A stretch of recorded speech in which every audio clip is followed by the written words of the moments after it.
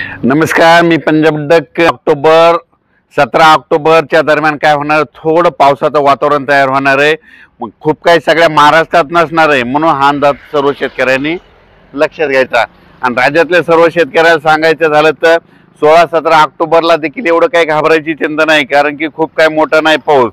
फक्त काय होणार आहे, आंध्र प्रदेश, तामिळनाडू, कर्नाटक, तेलंगणा त्या परिसरामध्ये त्या राज्यामध्ये पाऊस पडणार आहे। त्याच्यामुळे काय होणार आहे, महाराष्ट्राचे जे सीमालगतचे जिल्हे आहेत, मग त्याच्यामध्ये यवतमाळ जिल्हा, नांदेड जिल्हा, लातूर जिल्हा, हिंगोली जिल्हा, परभणी जिल्हा, धाराशिव जिल्हा, सोलापूर जिल्हा, सांगली, सातारा ह्या पट्ट्यामध्ये थोडंफार वातावरण थोडं जास्त राहणार आहे, म्हणून हा अंदाज लक्षात यायचा।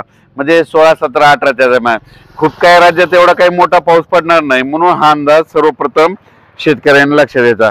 पण राज्यातल्या सर्व शेतकऱ्याला सांगू इच्छितो की राज्यामध्ये यावर्षी मात्र दीपावलीत पाऊस येणार आहे, म्हणून हे देखील लक्षात घ्यायचं।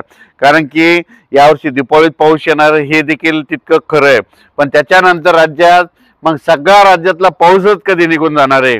दीपावली झाल्याच्या नंतर राज्यातला म्हणजे सांगायचं झालं तर म्हणजे 2 नोव्हेंबरला, मी पहिल्यापासून म्हणतो ना, 2 नोव्हेंबरला महाराष्ट्रातले सगळे शेतकरी, सगळे जनता स्वेटर घातलेले दिसतील, अशी थंडी येणार मी खूप दिवसापासून 1 जानेवारीपासून सांगत असतो, म्हणून हे लक्षात येतं। पण राज्यात मात्र सर्व शेतकऱ्यांसाठी आनंदाची बातमी, राज्यामध्ये आता म्हणजे आता आज 9 ऑक्टोबरपासून ते 15 ऑक्टोबरपर्यंत कसलाच पाऊस पडणार नाही। म्हणजे खूप काही मोठा पाऊस नसणार, फक्त काय असं माहिती आहे का की स्थानिक वातावरण तयार होऊन थोडाफार पाऊस येऊ शकतो, म्हणून हा अंदाज सर्व शेतकऱ्यांना लक्षात यायचा। पण राज्यात मात्र 15 ऑक्टोबरपर्यंत कसलाच मोठा पाऊस नाही, म्हणून हा अंदाज लक्षात यायचा।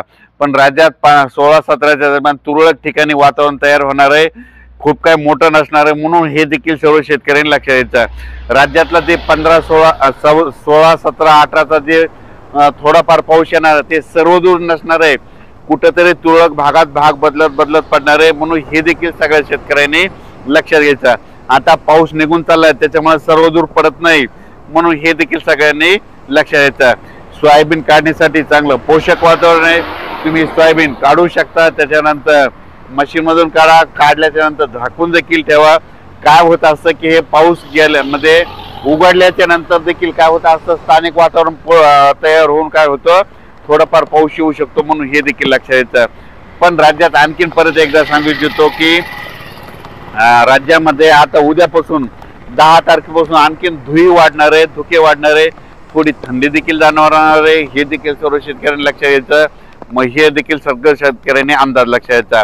आणि त्याच्यानंतर म्हणजे 15 सर्व शेतकऱ्याला सांगू इच्छितो की परत एकदा दीपावलीमध्ये एक पावसाचं थोडं वातावरण राहणार आहे, म्हणून हे काय करायचं, 25, 26, 27चा अंदाज हे सर्व शेतकऱ्यांना लक्षात यायचा। अचानक वातावरणात बदल झाला तर लगेच एक मेसेज दिला जाईल। पण राज्यासाठी मात्र सध्या 9 तारखेपासून आजपासून तरी म्हणजे काल देखील मेसेज दिला, दररोज मेसेज दिला जाईल, कारण की शेतकऱ्याचं सोयाबीन काढणं चालू आहे, सध्या पाऊस काही येणार नाही, म्हणून सर्व शेतकऱ्यांनी हा अंदाज लक्षात घ्यायचा। धन्यवाद।